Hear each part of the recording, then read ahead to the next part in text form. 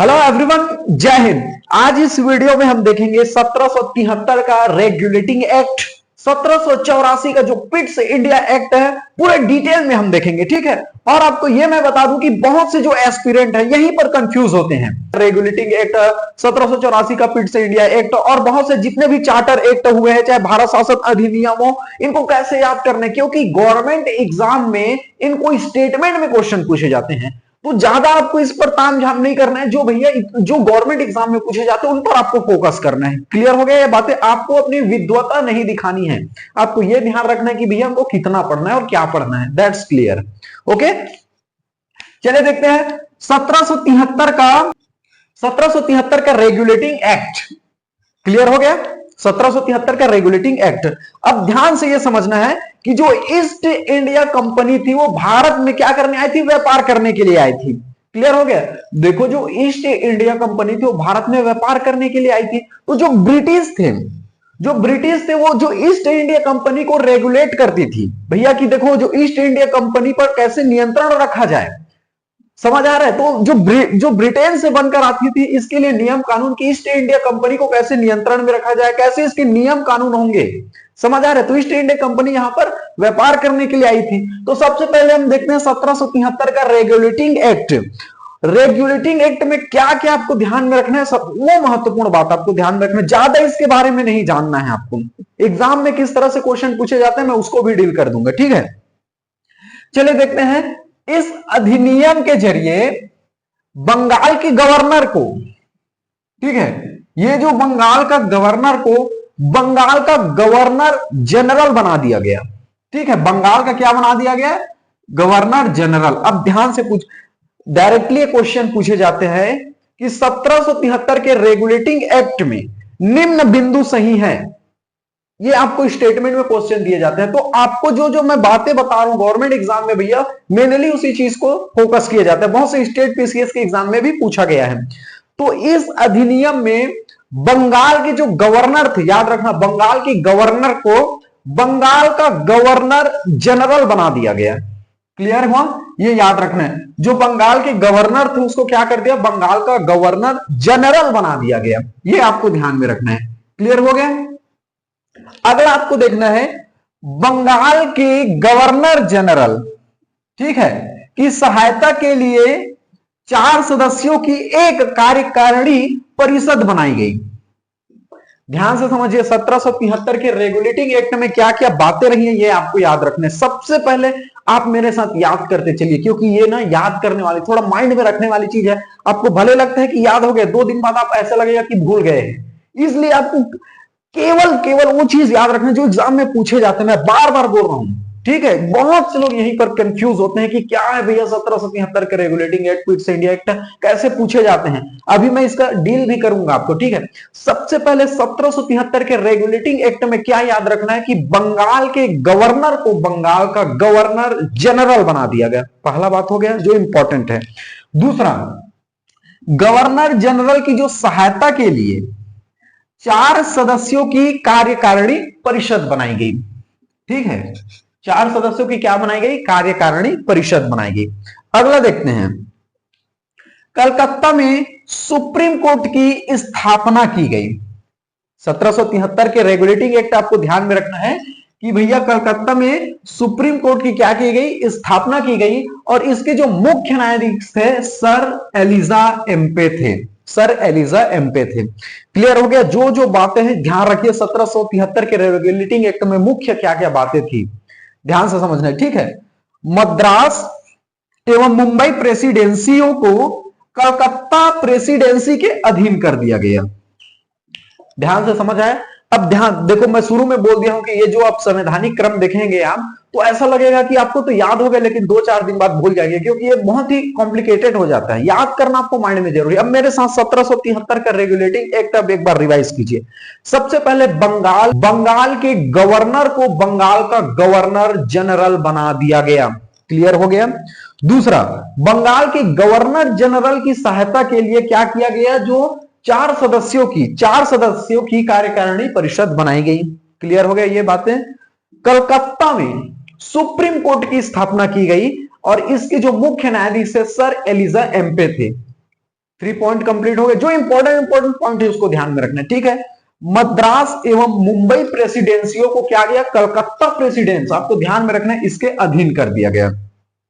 अब आपसे कैसे इससे क्वेश्चन पूछे जाते हैं, देखो आपको स्टेट पीसीएस के एग्जाम भी जैसे दिलाओगे तो कैसे दिया जाएगा, 1773 के रेगुलेटिंग एक्ट में निम्न बिंदु सही है, ऐसा आपको पूछ दिया जाता है। और ये स्टेटमेंट में आपको दिया रहेगा, इसलिए आपको एक एक शब्द याद रखना है। और मैं बार बार बोल रहा हूं, इस चीज को आपको भले लगेगा याद हो जाएगा, लेकिन 2 दिन बाद ऐसे होता है ये टॉपिक कि आपको सिर से उड़ जाएगा।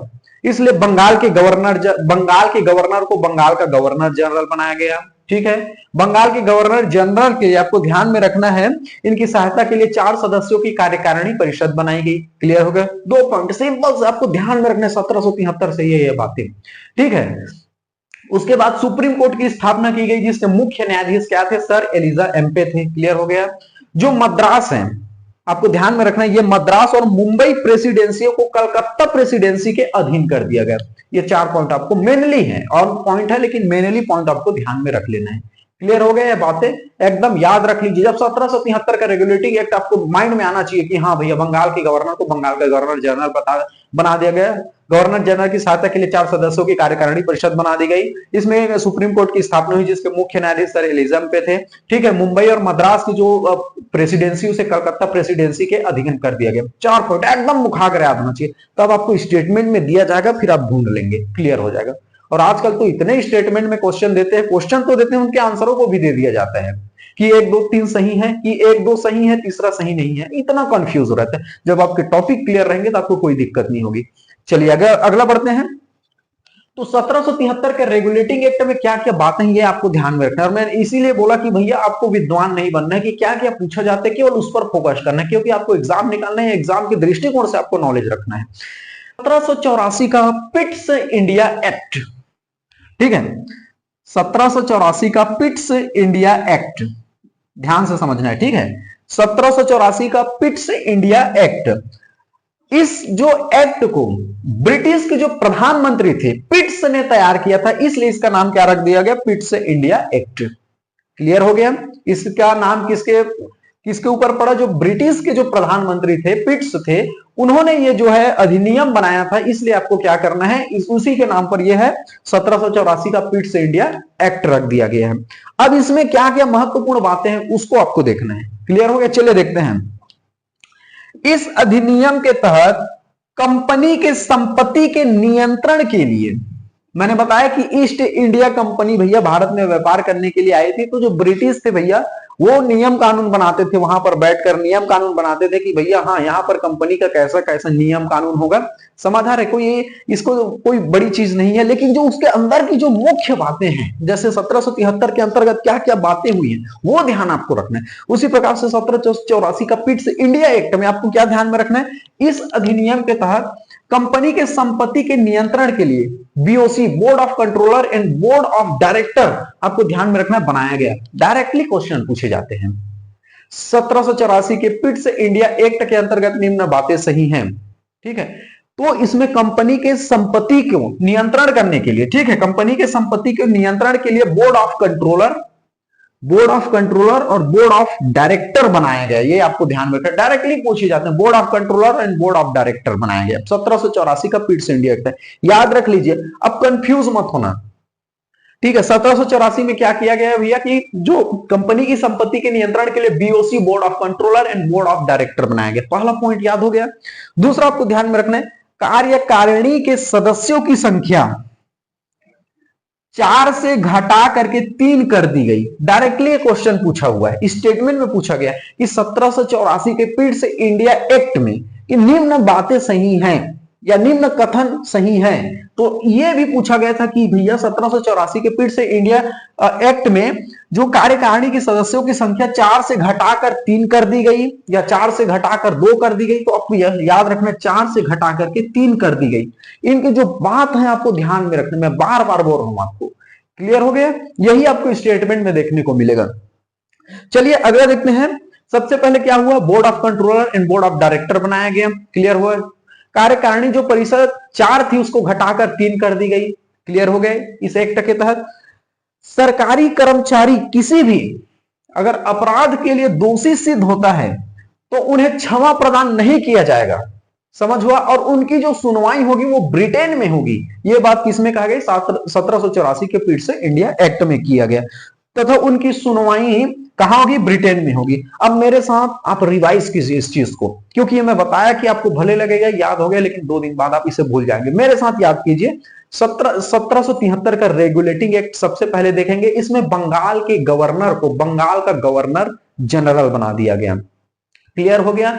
जो गवर्नर जनरल है उसकी सहायता के लिए क्या 4 सदस्यों की कार्यकारिणी परिषद बनाई गई। 4 सदस्यों की कार्यकारिणी परिषद बनाई गई। कलकत्ता में सुप्रीम कोर्ट की क्या किए गए? स्थापना की गई। इसके जो मुख्य न्यायाधीश तो कौन थे? सर एलिजा एम्पे थे। मुंबई और जो मद्रास प्रेसिडेंसी थी मुंबई और मद्रास प्रेसिडेंसी को कलकत्ता प्रेसिडेंसी के अधीन कर दिया। 1773 कंप्लीट हो गया। 1773 का 1784 में आएंगे। इसे प्रधानमंत्री जो पिट्स ने तैयार किया था, इसलिए इसका नाम क्या पड़ गया? पिट्स इंडिया एक्ट पड़ गया। क्लियर हुआ? इस अधिनियम के तहत आपको क्या ध्यान में रखना है? जो कंपनी की संपत्ति है उसके नियंत्रण के लिए board of controller and board of director की क्या किया गया? बनाया गया। क्लियर हो गया? ये बातें 1784 में ध्यान में रखना है। जो कार्यकारिणी में 4 सदस्य थे उसको घटा करके 3 कर दिया गया, ये आपको ध्यान में रखना है। अगर कोई भी कर्मचारी अपराधी सिद्ध होता है तो भैया उसे क्षमा प्रदान नहीं किया जाएगा, बल्कि उनकी जो सुनवाई होगी वो भैया ब्रिटेन में होगी। क्लियर हो गया? 1773 1784 क्लियर हो गया? माइंड में एकदम याद रख लेना है। बहुत इसके अंतर्गत बातों को पूछा जाता है। मैं बार बार आपको बता रहा हूं। बहुत से स्टेट पीसीएससी के एग्जाम में मैं 2-3 बार अभी लगातार बैठा हूं। इससे तो आपको संवैधानिक जो विकास क्रम है इनसे तो स्टेटमेंट में ऐसे ही क्वेश्चन पूछे गए हैं। क्लियर हो गया? अगला देखते हैं। ठीक है, 1786 का संशोधन अधिनियम। ठीक है, देखो हमने क्या देख लिया? 1773 का रेगुलेटिंग एक्ट याद हो गया आपको। 1784 का पिट्स इंडिया एक्ट, 1786 का संशोधन अधिनियम देख लेते हैं। ठीक है, और जो जो बातें हैं, इंपॉर्टेंट बातें, उसको आपको ध्यान में रखना है। मनन करिए, आप चिंतन करिए। 1773 जब आप बोले तो ये बातें आपको ध्यान में आना चाहिए। 1784 बोले तो 3-4 बात मेन बात याद आना चाहिए। ठीक है, वैसी स्टेटमेंट में आपसे पूछे जाते हैं। 1786 का संशोधन अधिनियम, इसमें क्या हुआ? जो गवर्नर जनरल है को विशेष परिस्थितियों में अपने परिषद के, ध्यान से समझिएगा, निर्णय को निरस्त कर अपने निर्णयों को लागू करने का अधिकार दे दिया गया। ध्यान से समझिए, यानी कि गवर्नर जनरल को ये शक्ति दी गई, वीटो पावर दिया गया। डायरेक्टली क्वेश्चन पूछे जाते हैं कि निम्न में से किसमें गवर्नर जनरल को वीटो पावर दिया गया? 1786 का संशोधन अधिनियम में। ठीक है, तो अर्थात गवर्नर जनरल को वीटो पावर दिया गया। ध्यान से ये वीटो पावर आपको ध्यान में रखना है। वीटो पावर ये आपको ध्यान में रखना है। ठीक है, 1786 के संशोधन अधिनियम में क्या हुआ? गवर्नर जनरल को क्या कर दिया गया? वीटो पावर दिया गया। ये वीटो पावर आपको ध्यान में रखना है। डायरेक्टली आपको 1786 के संशोधन अधिनियम में निम्न बिंदु सही है, आपको ऐसा ऑप्शन दे दिया जाएगा। तो ये वीटो पावर आपको ध्यान में रखना है। क्लियर हो गया? चलिए अगला देखते हैं। गवर्नर जनरल को प्रधान सेनापति की शक्तियां भी प्रदान की गई। ठीक है, ये जो गवर्नर जनरल को प्रधान सेनापति की शक्तियां भी प्रदान की गई, और ऐसे शक्तियों को प्राप्त करने वाले, मैंने क्या बताया, जो गवर्नर जनरल है उसको सेनापति की, आपको ध्यान रखना है, शक्ति प्रदान की गई। गवर्नर जनरल को सेनापति की जो है शक्तियां दे दी गई, और ऐसा शक्ति को प्राप्त करने वाले पहले जो गवर्नर जनरल थे, आपको नाम याद में रखना है, लॉर्ड कॉर्नवालिस थे। क्लियर हो गया? ये जो 1786 के संशोधन अधिनियम में ये महत्वपूर्ण बातें आपको ध्यान में रखनी है। एक बार फिर याद कीजिए मेरे साथ, 1786 का संशोधन अधिनियम में इसलिए बार बार इस चीज को बोल रहा हूं क्योंकि आपको लगेगा भले याद हो गया, लेकिन आपको माइंड से चला जाएगा 1-2 दिन में। बार बार आप याद कीजिए, क्योंकि स्टेटमेंट में क्वेश्चन पूछे जाते हैं, नजरअंदाज मत कीजिएगा। एक बार मैं फिर से रिवाइज करा देता हूं। गवर्नर जनरल को विशेष परिस्थितियों में अपने परिषद के निर्णय को निरस्त करने, देखो गवर्नर जनरल को लगा कि भैया ये जो बातें हैं परिषद के जो निर्णय को निरस्त कर सकेगा, ये भी उनको शक्ति प्रदान दे दी गई। ठीक है, और अपने निर्णय को लागू करने का अधिकार दे दिया गया। अगर गवर्नर जनरल चाहे तो परिषद में और जो लोगों ने डिसीजन लिया है उसको निरस्त कर देगा और अपने डिसीजन को लागू कर देगा। ठीक है, अपने निर्णयों को लागू करने का अधिकार दे दिया गया, अर्थात जो है गवर्नर जनरल को वीटो पावर दे दिया गया। क्लियर हो गया। गवर्नर जनरल को जो सेनापति है, प्रधान सेनापति की शक्तियां प्रदान की गई। ठीक है, और ऐसा जो शक्तियां पाने वाले पहले जो गवर्नर जनरल थे उसका क्या नाम था? पहले गवर्नर जनरल लॉर्ड कॉर्नवालिस थे। ये नाम आपको ध्यान में रखना है। ठीक है, इस वीडियो में हम देख लिए 1773 का रेगुलेटिंग एक्ट, 1784 का पिट्स इंडिया एक्ट और 1786 का जो संशोधन अधिनियम उसको देख लिए। ठीक है।